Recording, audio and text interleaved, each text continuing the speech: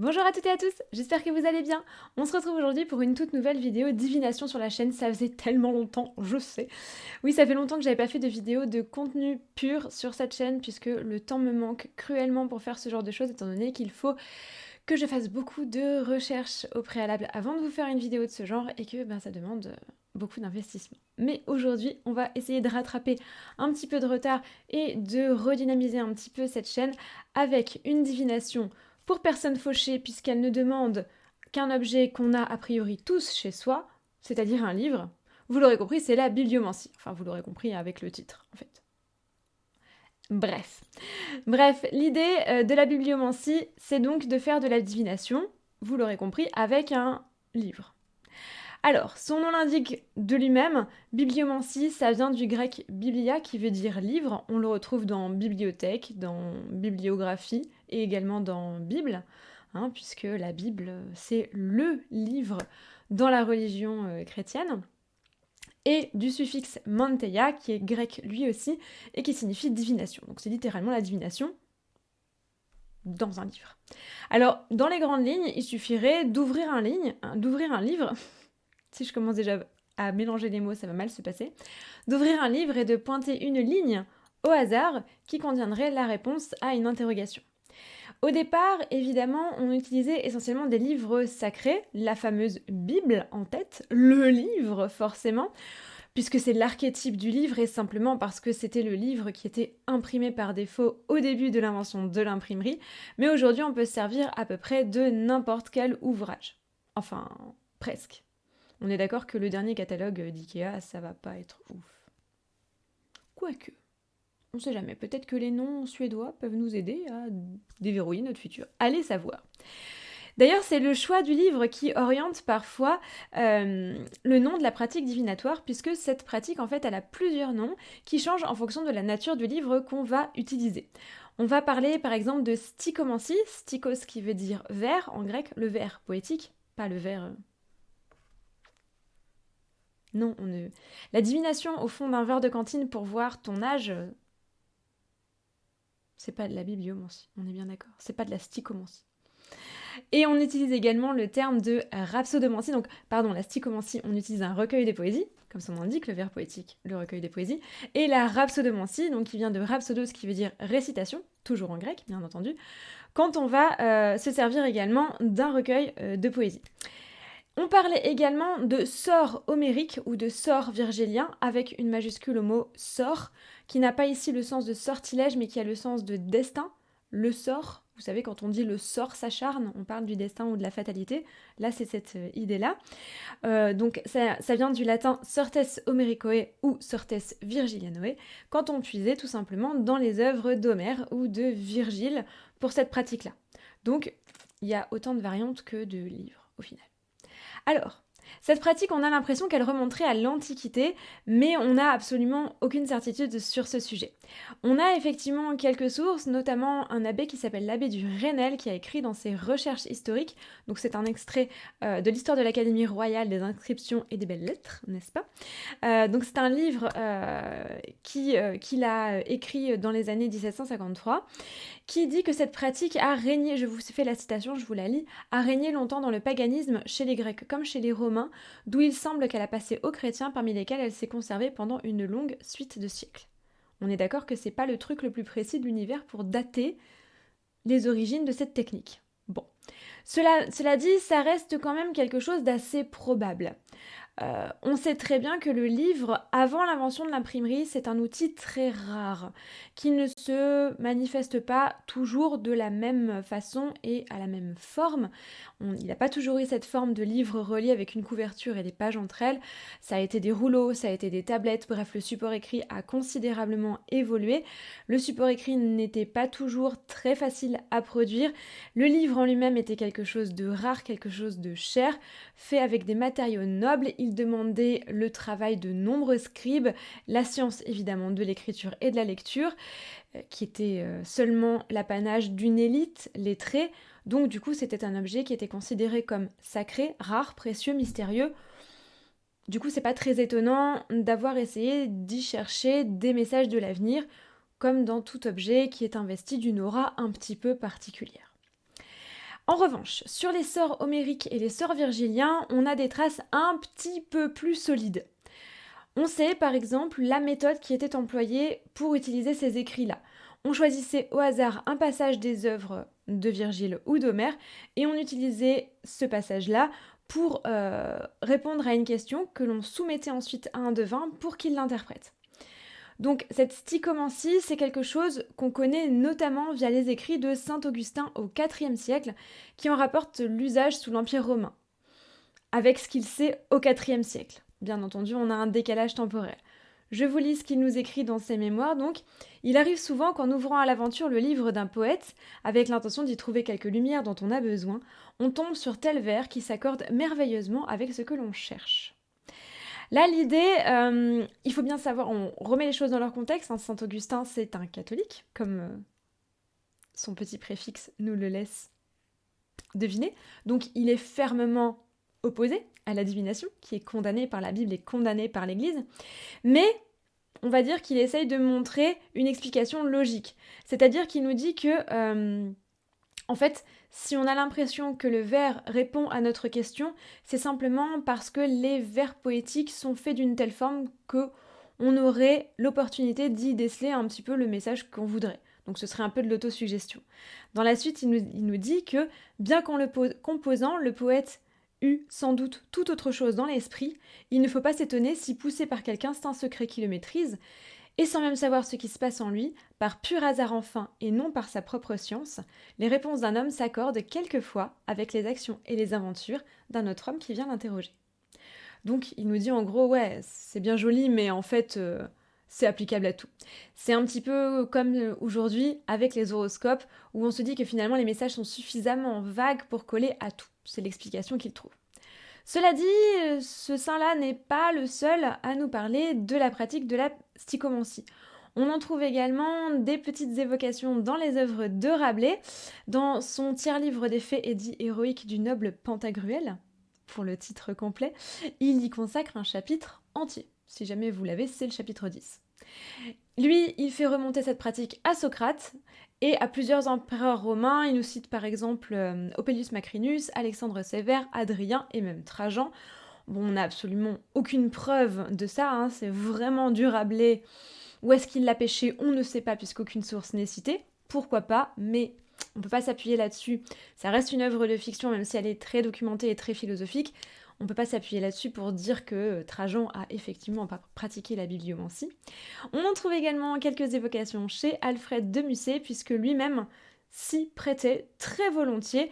Il l'a notamment raconté dans La Confession d'un enfant du siècle, qu'il a écrit en 1836, où son frère Paul raconte qu'il avait, je cite, un goût particulier pour les ouvrages virgiliens. Il s'amusait souvent à en tirer non seulement dans Virgile, mais dans toutes sortes de livres. Le poète qu'il consultait avec le plus de confiance était Shakespeare. Donc on voit que lui, il s'était déjà affranchi de l'habitude d'aller chercher chez Homère et chez Virgile et qu'il avait pioché dans les œuvres de Shakespeare pour ce genre de choses. On trouve également des évocations de ça dans Michel Strogoff et l'île mystérieuse de Jules Verne, dans La pierre de lune de Wilkie Collins, ou encore dans Après fortune faite de Victor Cherbuliez. Donc ça, ce sont des œuvres du 19e siècle. Alors, cela dit, ce sont des sources qui sont très tardives par rapport aux pratiques qu'elles évoquent, donc on peut absolument pas être sûr. Cela dit, dès le début du Moyen-Âge, aux alentours du IVe siècle, et un petit peu plus tard, tout au long de cette période-là, on sait également que une méthode similaire était employée par l'Église. Les clercs C-L-E-R-C, clercs religieux, tiraient souvent au sort un passage des Saintes Écritures pour trancher sur une question quand on hésitait entre des choses, pour résoudre un problème, pour orienter un choix, ce genre de choses-là. Cette pratique, c'était pas considérée comme une divination puisque c'était puisé dans la Bible, donc c'était une sorte de message qui était transmis par Dieu lui-même. On se servait de ce livre-là un petit peu pour faire un pont. Oui, c'est de la mauvaise foi. parfaitement. Donc c'est un usage bientôt qui a dépassé cette sphère, la sphère cléricale, et qui a été employé largement par les laïcs. Par exemple, dans l'Histoire universelle sacrée et profane depuis le commencement du monde d'Augustin Calmet, qui date de 1740, on sait par exemple qu'en 625, l'empereur byzantin Héraclius a pratiqué la bibliomancie en puisant dans les évangiles pour savoir où il allait installer, je vais y arriver, son campement de troupes hivernales en Albanie. En Angleterre, on sait qu'il y a 42 évêques qui ont dû leur intronisation à cette pratique entre 1070 et 1129. Pour les décisions d'importance, évidemment, on allait utiliser seulement 3 livres, 3 textes qui sont tous tirés des Saintes Écritures. Les évangiles, le missel et le psautier. On allait placer ces 3 livres sur l'autel de l'église, on les ouvrait tous les 3 au hasard et on en désignait un passage, et si les 3 messages étaient globalement similaires ou s'ils avaient une certaine cohérence, on se disait que le message oraculaire était correct et validé. Pourquoi pas ? Alors, on voit qu'Homère et Virgile ont été lentement laissés de côté. Cela dit, on s'est quand même inspiré des augures qu'ils ont créés bien malgré eux, en créant ce qu'on appelle les Sortes Sanctorum, les sorts des saints ou les sorts des apôtres, qui eux étaient puisés dans des textes apocryphes, sûrement des faux d'ailleurs. Bref, les textes apocryphes, ce sont des textes dont l'origine est profondément nébuleuse et qu'on ne peut pas rattacher à la Bible originale, et avec des doctrines et des maximes qui étaient attribuées à des personnages de la chrétienté. Là encore, évidemment, sans aucune certitude historique. On en trouve par exemple des exemples au XIIIe siècle, notamment un petit volume en provençal à cordes dans le Tarn, qui conclut par quelques petits mots qui laissent pas vraiment de doute par rapport à ça, qui nous dit ce sont ici les sorts des apôtres. Donc on est clairement face à ce genre d'ouvrage. Donc il avait 57 maximes qui étaient chacune associées à un fil de couleur. On choisissait ce fil au hasard et c'est ce fil qui nous menait jusqu'au message à l'intérieur du livre. Alors évidemment, on se rend compte que tout ça, ça commence à prendre des allures qui s'éloignent vraiment de la pratique originale. On sait par exemple qu'en 409, l'évêque Gaudens de Brescia a déclaré ces pratiques comme recourant de l'idolâtrie, donc du culte des idoles, donc du paganisme, donc fermement condamné. Et le concile de Vannes en 461 a exigé l'excommunication pour tous les clercs qui se prêtaient à ce genre de choses, même à partir des livres saints. Ouais, c'est dur. Mais bon, on ne va pas forcément éradiquer une pratique aussi ancrée, aussi facile, et on sait que la bibliomancie a perduré malgré tout ça. Elle a été reprise sous des formes très différentes jusqu'à nos jours, et encore aujourd'hui, elle est abondamment pratiquée. Alors aujourd'hui, évidemment, la pratique de la bibliomancie, elle n'est pas très différente de ce qu'elle était à l'époque, puisque un livre reste un livre et le hasard reste le hasard. On est toujours dans cette idée de choisir un livre, de l'ouvrir au hasard et de pointer une ligne au hasard pour en tirer un message, mais il est bien évident qu'il y a quand même quelques petites règles à respecter et quelques petites choses qu'on peut mettre en place pour faire de ce moment une vraie pratique de divination. Évidemment, certains livres vont s'y plier bien mieux que d'autres. On est d'accord que même si on peut le faire avec tout, bien sûr, les aventures de Oui Oui au parc à thème, ça va pas être GG pour tirer des oracles. Ça va être bien plus facile de trouver des réponses dans des ouvrages qui délivrent déjà des messages qui ont déjà un caractère oraculaire. Par exemple, les Contemplations de Victor Hugo, oui. Le dernier livre de pâtisserie de Cyril Lignac, beaucoup moins. On est bien d'accord. Donc, généralement, on va quand même choisir un livre qui va avoir un potentiel à nous livrer des messages qu'on va pouvoir interpréter, qui va déceler des clés de sagesse, des maximes, des phrases de conseils, peut-être des choses un petit peu mystérieuses, et qui va nous permettre d'avoir des messages qui vont être un petit peu plus adaptés à ce qu'on recherche. Alors, il y a 2 grands camps qui s'affrontent aujourd'hui en bibliomancie. Alors, on s'affronte pas vraiment, à moins qu'on se tape dessus à coups de livre et que je ne sois pas au courant, bref. Il y a ceux qui puisent toujours dans le même livre, et ce livre va devenir finalement un outil de divination, un petit peu comme un tarot, comme un pendule. On va même aller jusqu'à le consacrer comme un outil, et le réserver à cette pratique-là. Donc on va plus le lire comme étant un livre conventionnel, on va dire. Et puis il y a ceux qui vont changer en fonction de leurs humeurs, de leurs besoins, de la période, de l'année aussi. Si on a plutôt une humeur à aller puiser dans les bucoliques au printemps et plutôt à aller puiser dans des œuvres un petit peu plus sombres pendant la saison froide. Il n'y a aucune bonne solution, comme toujours. Chacun voit midi à sa porte, chacun fait en fonction de ses propres ressentis. À vous de voir où se situe votre sensibilité.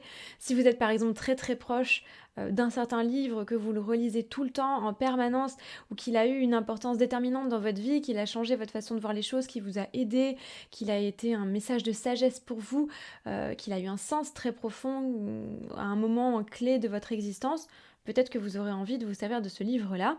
En revanche, si vous êtes plutôt à multiplier les lectures, que vous adorez lire plusieurs livres de front et que vous aimez bien aller puiser de la sagesse un peu partout, peut-être que vous préférerez avoir plusieurs livres.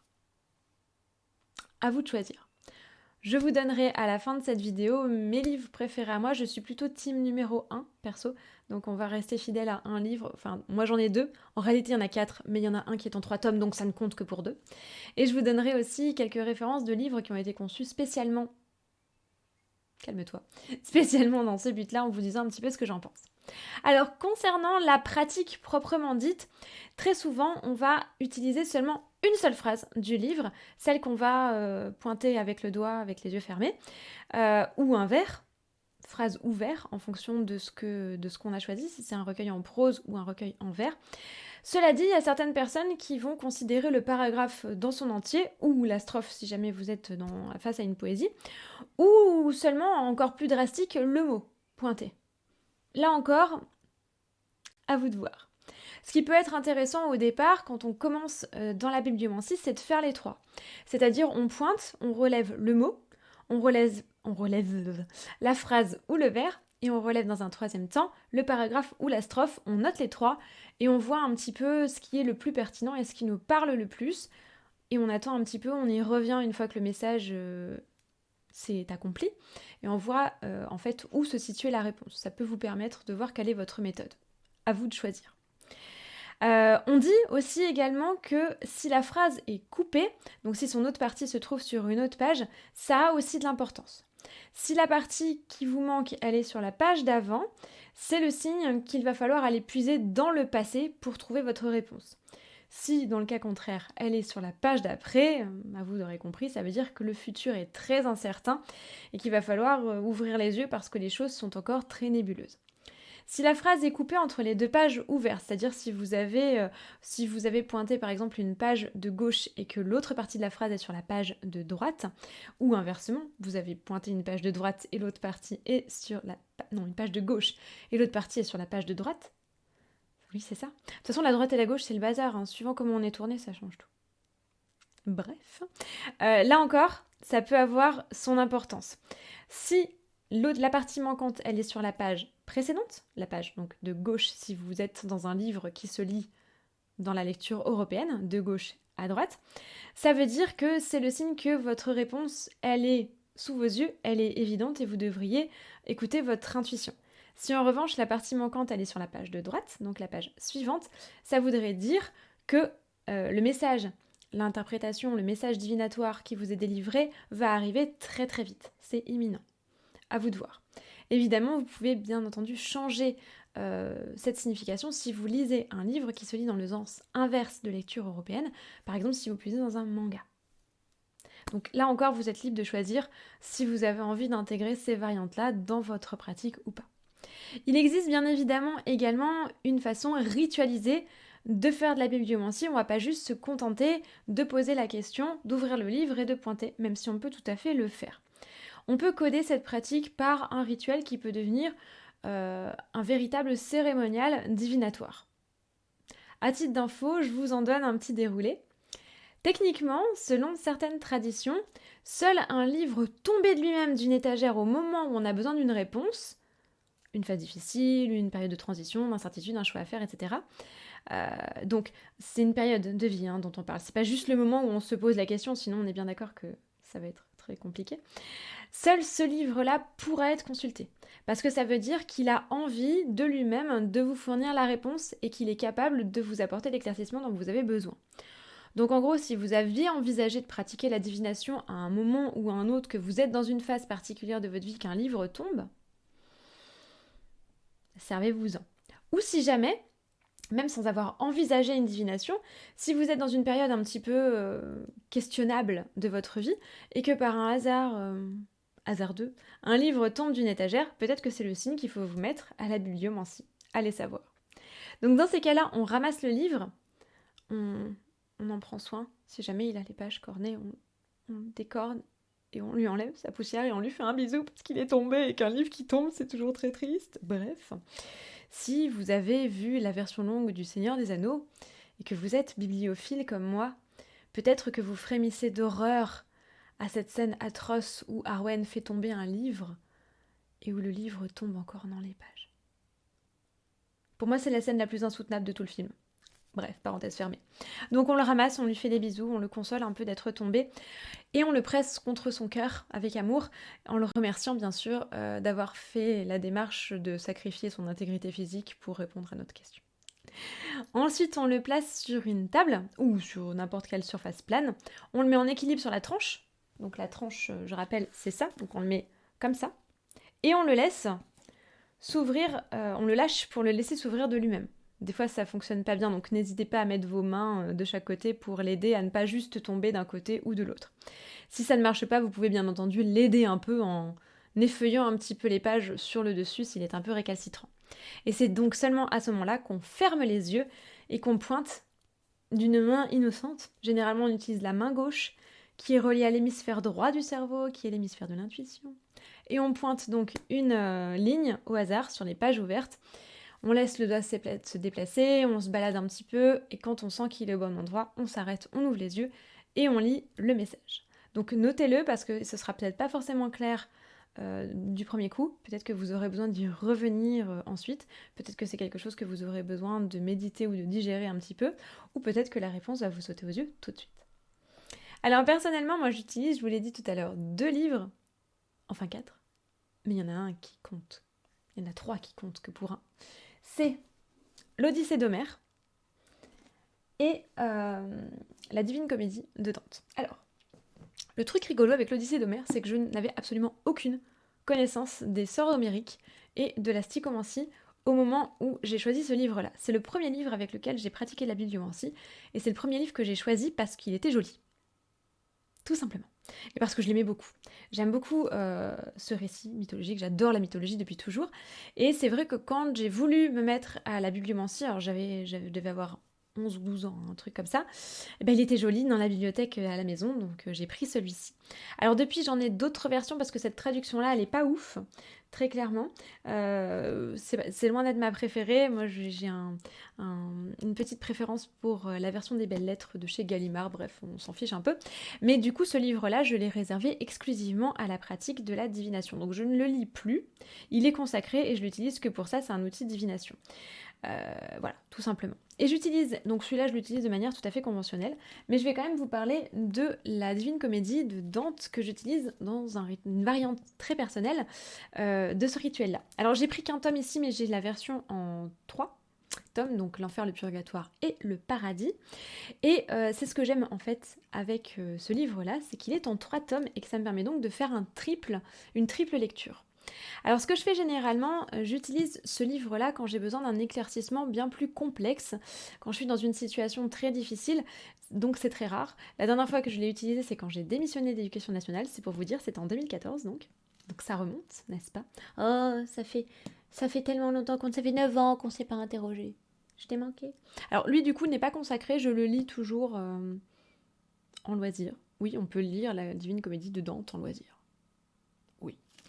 Mais en fait, ce que je fais, c'est que j'utilise l'enfer pour me parler des points négatifs, le paradis pour parler des atouts, des points positifs, donc l'enfer pour les obstacles et les points négatifs, et le purgatoire pour me demander quelle est l'action qu'il est nécessaire que j'accomplisse pour aller dans la bonne direction.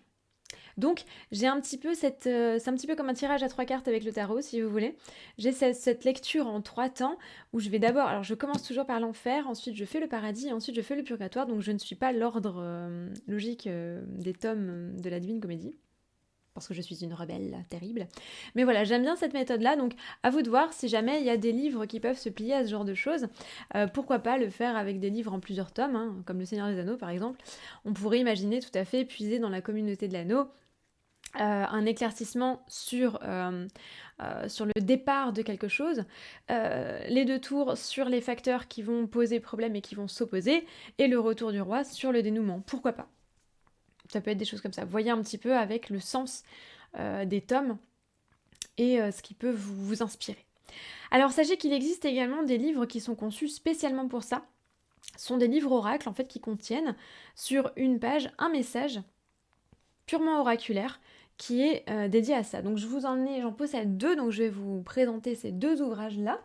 Donc le premier, c'est un ouvrage qui s'appelle Interroger l'univers, le livre oracle de Sandy Lagdar, donc qui a été publié par Sandy Lagdar, qui est quelqu'un que j'aime beaucoup, je pense que vous le savez si vous me suivez sur Instagram.